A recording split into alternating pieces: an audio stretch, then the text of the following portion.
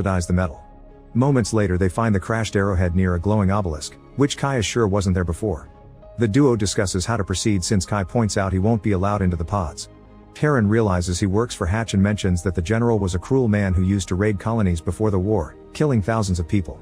However, Kai says it's all propaganda and decides to go back to the shuttle. Kai takes over the pilot seat and asks Reef to activate the flying system, but Reef refuses because Kai isn't authorized. Instead, Kai asks for any updates on Hatch and Reef plays a confessional tape. A video shows Hatch after he lost the war admitting all his crimes, however Kai notices that Hatch makes a weird gesture and wonders if it's true. He asks Reef for more information, but it's classified. At that moment Oleander sends a new message saying evacuation will start in 30 minutes. Afterward Kai goes back to Terran and agrees to leave with her regardless of risk. Terran points out his clothes will give him away, so he starts taking off the main parts of the uniform while something watches from the shadows. Then the duo tries to reach the arrowhead, only for an earthquake to suddenly hit the area. Terran turns around and is shocked to see Kai being dragged away by something in a cave.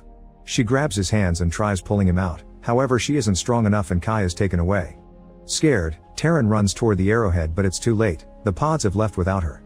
Not knowing what else to do, Terran returns to the shuttle to rest. 4 days later, she's exploring the area and finds Kai's gauntlet and axe on the ground. Not far from there, she finds the glowing obelisk and Kai on the ground covered in goo. To her shock, his leg is completely healed. She takes him back to the shuttle and runs some tests, only to discover he's now in a symbiotic relationship with another organism that healed him and made him immune to the toxic environment.